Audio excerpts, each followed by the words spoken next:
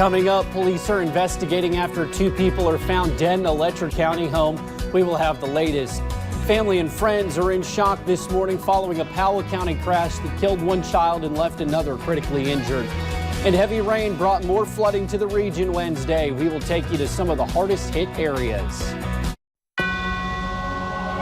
Dedicated to Eastern and Southern Kentucky, this is WYMT Mountain News This Morning.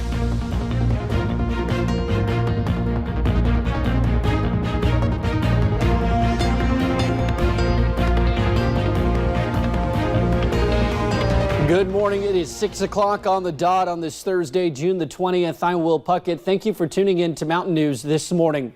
Well, it is the last full day of spring, and it is going out with a bang. It's going to be raining all day, and it's just what we've seen for the past practically 3 months. Let's bring Brandon in this morning, get a better breakdown. And Brandon, hopefully summer is going to bring some dry weather. I don't care if it's 100 every day. I'm just sick and tired of this rain, dude. Listen, I've had people complain to me on Facebook, and I'm like, I'm right here with you people. I'm even sick of the rain. And listen, driving in the rain is never fun.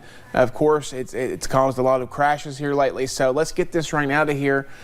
But not today. Let's go to live pinpoint Doppler radar this morning, and we see it starting to spread out again this morning as we head out the door. So be careful. Give yourself plenty of time. The biggest areas of concern down south, that flood advisory in effect for several counties in southern Kentucky until 8:30 this morning. So a lot of heavy rain still moving through those areas. Temperatures in the 60s area wide, 63 to 68. 68 in Logan, Ashland, and in Monticello and London. So that's basically the warm spots in the region. Temperature change down a couple of degrees from yesterday, though, in most areas. Zero right at where it was yesterday in Logan. So zero change there. Day planner, chances for rain all day long with temperatures in the upper 70s. More of the forecast details coming up here in just a few minutes. Will? All righty, Brandon, thank you. It all began with the 911 call and ended with a man and woman found dead inside a home from apparent gunshot wounds. Troopers and investigators flooded the property of a home off of Highway 931 south in the Big Cowan community. WYMT's Justin Case went to the crime scene to learn more about what investigators think led to this deadly shooting. Wednesday morning, just before 11:30, a call was made from a landline at this home to 911. The call came into Post 13. It was actually a 911 hang-up call. And when Post 13 dispatchers attempted to recontact the number, they weren't able to get an answer. Not a single word was said from whoever made the call, but troopers take all calls seriously. Once the trooper arrived, he located two individuals inside the residence who were deceased. A man and woman found dead inside, both from apparent gunshot wounds. Investigators are not ready to say that this is a murder-suicide case, but they do not believe anyone else was involved. The investigators aren't seeking any particular suspects, and they're not expecting that there is a public safety concern relating to this incident. We did see a murder-suicide investigation in Breathitt County earlier this week where the bodies were not found for 7 to 10 days. Police think the shootings at this home happened recently. There was no indication initially that it had been something that had been long-term. Initial appearances are that it's probably more recent. Troopers are still working to determine the relationship between the man and woman found inside. Now, investigators are still working to notify family members, so the names are not being released at this time. Once we do learn their identities, we will post them on WYMT.com. State police are investigating a death at Cumberland Falls near the McCreary-Whitley County line. That's where troopers tell us a body was discovered with an apparent gunshot wound below the falls Wednesday morning. State police do not suspect foul play. We're learning more about a deadly crash that happened yesterday in Powell County. One child was killed and one was sent to the hospital with critical injuries. It happened near the intersection of Boone Creek and Kentucky 213. Investigators believe the weather contributed to the deadly two-vehicle crash. According to the driver of the car, he said that whenever he put on his brakes, it just made him go faster. It seemed like it sped him up. The child's father, who was driving the car, was not hurt. Deputies say they do not anticipate any charges following the crash, blaming the weather for creating unsafe driving conditions. Well, friends, family members, and classmates gathered last night to remember a young boy killed in a dirt bike crash this weekend. The community gathered at Betsy Lane Elementary for a candlelight vigil for 12-year-old Dylan Mullins. Poems were read by his teachers, and friends recalled their favorite memories. His mother also reflected on his never-ending kindness. He loved everybody, and especially like with me. He never wanted to see me sad. You know, he didn't want to see anybody sad. He didn't want to see anybody needing something, or, you know, if he could give it to him, he would. You know, he wanted everybody else to be happy too. Loved ones had a moment of silence to remember the life of Dylan. His funeral will be held at 1 this afternoon at the River of Life Church in Grethel. Wednesday was a special little boy's birthday. Kenneth Howard turned 2 years old. Kenneth was the missing Magoffin County toddler that search crews found more than 65 hours later on a cliff. Many people did not believe this day would ever come, and now his mother Samantha is thankful her mountain miracle is alive. I was so scared that, you know, even when they found him, that they wouldn't be bringing him home alive. This is the most important birthday you'll probably ever have. Kenneth's mother would like to thank everyone for their prayers. She says God took care of her little boy. Well, flash flooding caused issues for people across the region last night. These pictures right here came from viewers in the Elkhorn City area of Pike County. Several roads were flooded and high water appeared to get into at least one building. All roads were reopened last night, but the heavy rain overnight could have shut them down again. In Ashland, as many as 20 streets were underwater during the evening drive. It took some drivers up to 2 hours to find safe routes to get home. Many people were relieved that the rain stopped just before the water started getting into homes.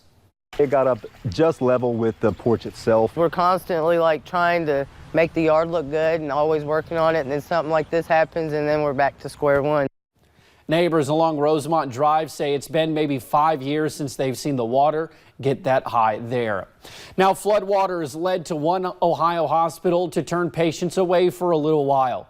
Officials say at one point there was 3 to 4 feet of water in the parking lot and ambulance bay for Mary Rutan Hospital in Bellefontaine last night. About 1 inch of water made its way inside the facility.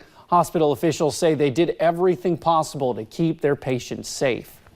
Meanwhile, severe weather moved through northeast Texas Wednesday afternoon, spawning a possible tornado that damaged a church. The roof of the Highland Terrace Baptist Church in Greenville was blown off and other parts of the building were damaged. There was also extensive damage at the town's farmers market. Authorities say there are no reports of injuries. Well, we've seen plenty of tornadoes on TV, and some of you have experienced them in person. But do you ever pay attention to what direction it's spinning? The National Weather Service says a tornado that hit near Esteline, South Dakota last weekend was spinning clockwise.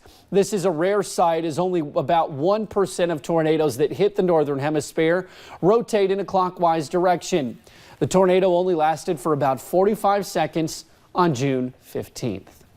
Well, speaking of things you don't see every day, a rare formation of clouds wowed onlookers at Virginia's Smith Mountain Lake on Tuesday. The photo shows Helmholtz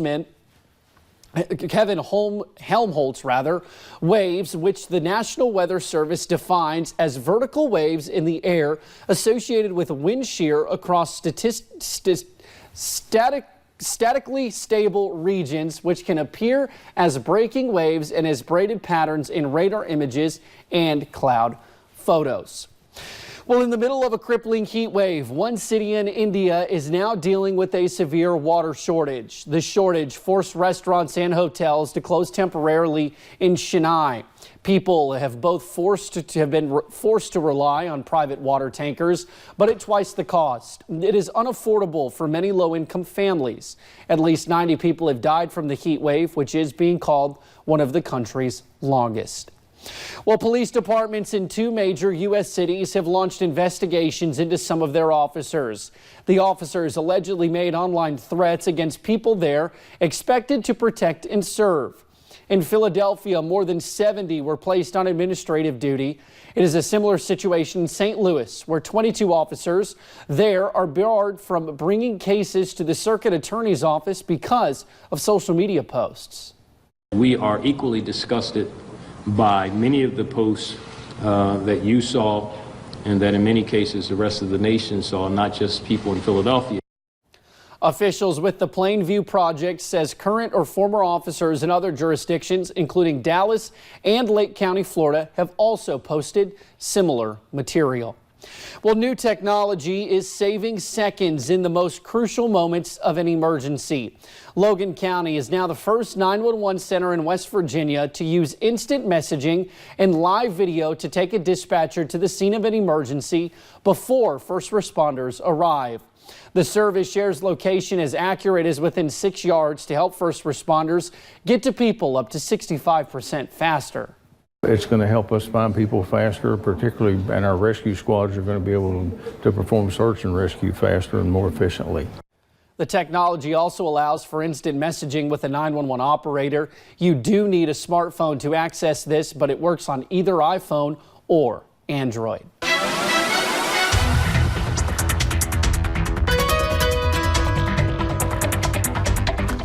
Some pretty cool technology there, and we're using some pretty cool technology here to track the rain. Unfortunately, let's take a look at live pinpoint Doppler radar, and again, some heavier bands of rain falling across southern Kentucky, and we're seeing down into parts of Wayne County some thunderstorms with that, some non-severe thunderstorms, but nonetheless, you see the lightning strikes there on the Doppler there just south of Parmleysville and Cooperative over in McCreary County. So again, we're one of those situations where it's kind of back and forth this morning, heavy rain falling at times, and we're seeing visibility lowered in some areas, so be careful this morning. Wet roads will greet a lot of folks. Temperatures in the 60s area wide. Your planner for today takes us into the mid to upper 70s with the rain chances sticking around for most of the day. Will? All righty, Brandon, thank you, and thank you for joining us on Mountain News this morning. More news is on the way. Coming up, we bring you an in-depth CNN report about our aging school buildings and what it will take to get them to where they need to be.